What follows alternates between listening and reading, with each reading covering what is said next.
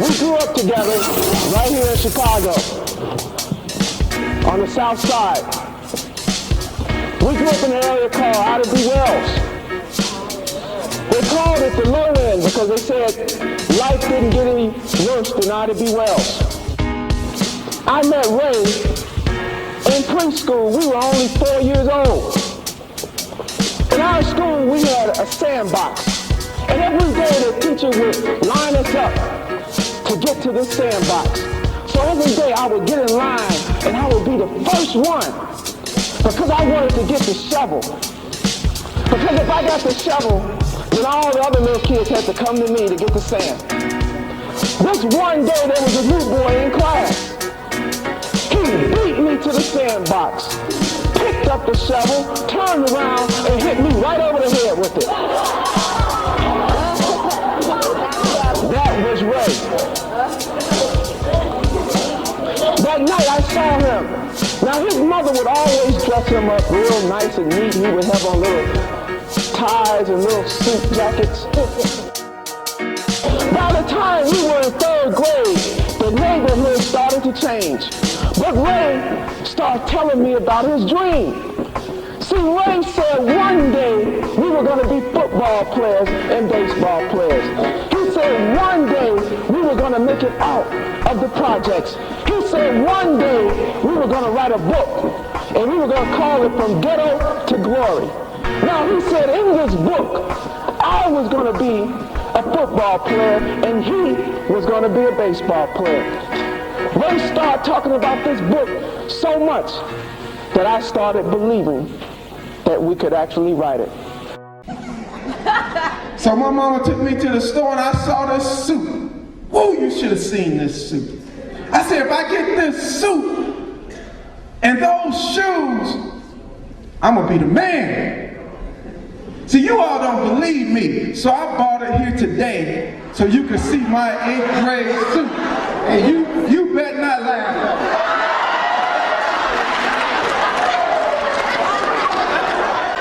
A walking suit. I said, Mama,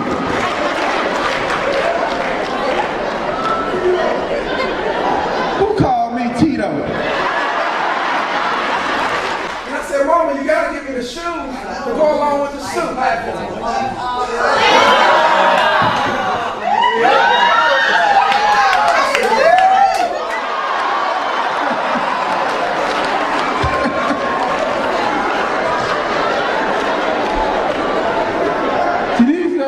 Your mom and daddy hide in the closet. They don't want you to see me.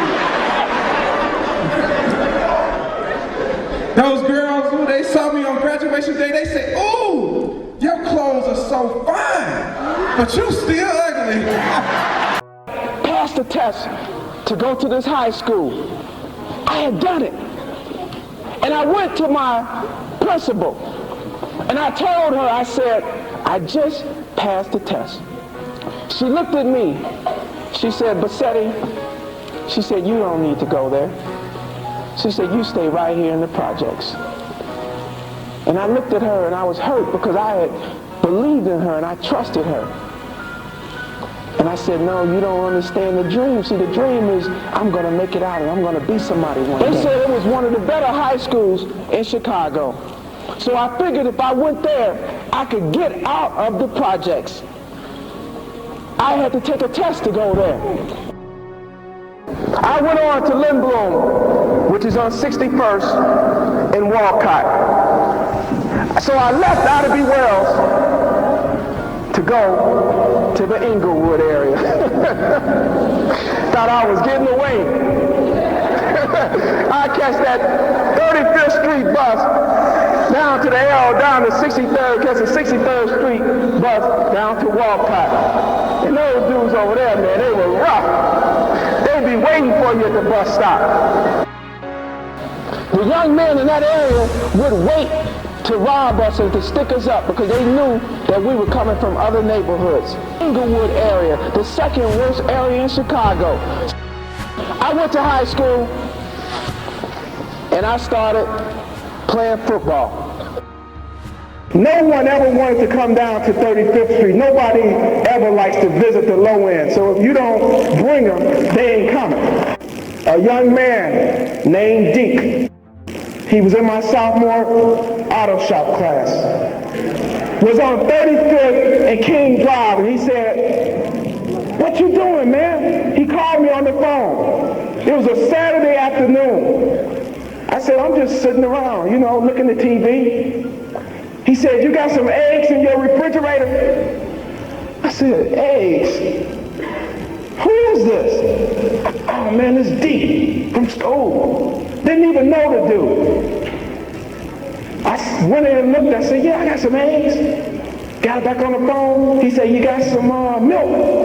I said, "Yeah." He said, "Man, I'm up at the store. I'm going to bring some bread and we're going to cook some food." Now I'm 15, right? I'm wondering why he even calling me. He comes, he said, "How do I get to your house?" I say, "Man, you take the 35th Street bus down to College Grove, you take the College Grove to 37th, I'll meet you at the corner." And when he got there, he came over and we started cooking this food. And we started burning this food up. I mean, the house almost burned up. And we sat there and we ate this food. And he said, "You know what? I know there's something wrong with you." He said, "I don't know what it is." He said, "But I want you to know I'm your friend." See, my own family has split in half. My own brother wasn't speaking to me anymore. My own mother wasn't speaking to me anymore. But sometimes when that happens, you'll find someone else in your life. I wanted to go to college, and I finally got accepted to a school called Western Illinois University, about 4.5 hours away from here. I invited Ray on that campus. I tried out for the football team and made it, and Ray tried out for the baseball team, and he didn't make it. See, we were on an all-white campus, and on that campus, Deke was down there, and he decided to pledge a fraternity. I was there. I tried out for the football team and made it as a defensive back. Ray was there, and he tried out for the baseball team, and he got cut. And I talked to Deke. I said, "Deke, we have to do something to change." See, we had become big men on campus. We had started fighting everybody. It was more fights on a college campus on a Friday night than in Chicago with the black students on that campus. The police pulled me to the side. They said, "We know you and him are best friends. We want you to call home to Chicago so his parents can know." When I called home, his grandmother answered the phone. I said, "Grandma, this is EJ." She said, "EJ, what's wrong with my baby?" See, Grandma had just sent us up to that campus a month earlier to get away from the city. Deke was a baby in his house. He was the youngest. He was his grandma's kid. He was his mother's little boy. She said, "You can tell me, my heart can take it." Now, Deke is the youngest of 3 children. He was the youngest boy and he has 2 older brothers. And I said, "Ray, we lost one friend. I don't want to lose another one." Ray said, "I'm not going to die like Deke died." I came home, and for the first time, I started studying because my best friend said he didn't want to live. In this conversation, we talked about the book that he wanted to write when he was kids. See, Ray talked about his dream, but he lost focus. He wrote me a letter in college. He said, "EJ, how good is your chance of playing professional football? I hope you go so I can remember my best friend watching you on TV. EJ, it reminds me of Ditto to Glory, which was the book that he wanted to write. I know you're coming home soon, and I'll be glad to see you because life is slipping away." I went on and graduated from college, and I married my college sweetheart, and we have 3 children. I became successful in business. I never forgot what Deke did for me. I never forgot how he came to my house when I needed him. I never forgot that I wasn't there when he was murdered. I never forgot that he was one of the best friends that I ever had. I never forgot all the things we did in high school together. I never forgot all the things we did in college. And as I thought about those things, it started driving me to be successful. One day when I got out of school, my older brother, I was working with him. And we said we were going to get rich, but the only thing, he was paying me $50 a week. Now my father said, if you don't get a real job, you're going to have to get out. My wife, or my girlfriend at the time, just got a new job making $15,000. And I said, honey, you got to marry me, because if you don't marry me, he going to throw me out. She said, I can't marry you. You a broke brother. But we took that $15,000 that she made and that $50 a week, and we started our family. She never criticized me for the little money that I bought in that house. She always treated me like a man. That next year I went to corporate America and became salesman of the year for one of the biggest companies in the world.